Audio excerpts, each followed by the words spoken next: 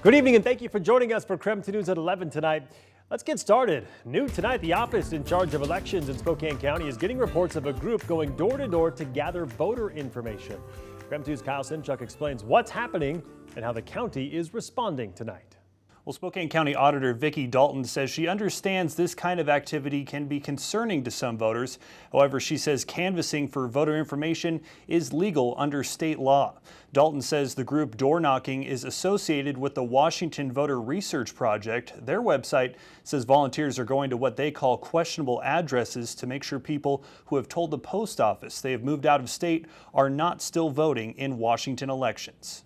What we're trying to do is make sure there's some accuracy and honesty in the election process, and this is just a citizen activist sort of way of doing it. It doesn't cost a lot of money, it doesn't require a big operation or a huge overhead, it just requires people to get together and be coordinated on it. The county elections office says it's diligent in maintaining voter rolls for 350,000 registered voters, and they use multiple sources, including the Social Security Administration, Department of Licensing, state death records, and the Postal Service to keep information as up to date as possible.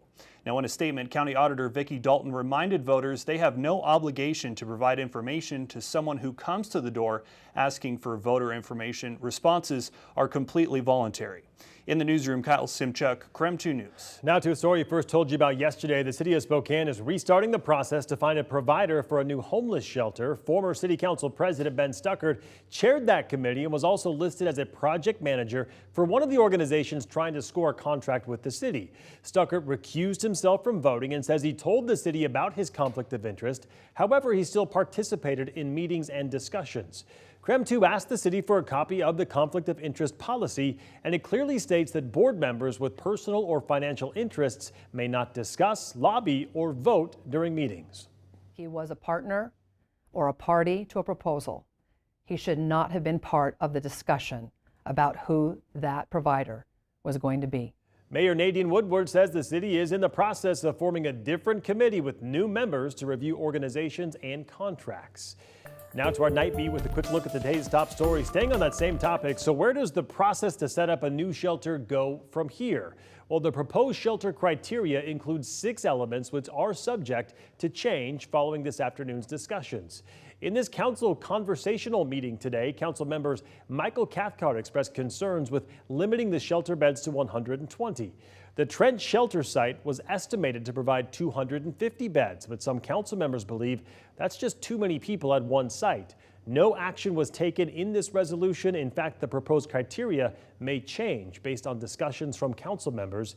They hope to vote, though, pretty soon, they say. All throughout that time, we've had people leaving due to retirement. Also from the governor's mandate, we've lost a number of people. The Spokane Fire Department is looking to hire up to 40 new firefighters to bridge a staffing shortage that was made worse by the pandemic and vaccine mandate. Fire Chief Brian Schaefer says the 40 positions make up about 10% of the 379 positions the fire department is budgeted for. There are a lot of factors behind the shortage. Schaefer also says the pandemic played a big part, and before that there was no academy while they waited on the results of the public safety levy. Schaefer says once that passed, they had a hiring process. Right now, he says the fire department has 18 people in the academy at the moment. The next group in the academy after that would be the 40 positions that are being sought after now. The Grant County Sheriff's Office has arrested a suspect in George who was accused of assaulting 2 deputies. He was arrested in Klamath Falls, Oregon, when an Oregon State trooper stopped to help him when he ran out of gas. 33-year-old Francisco Javier Nunez was wanted for several felony warrants, including assault, theft, and failing to register as a sex offender.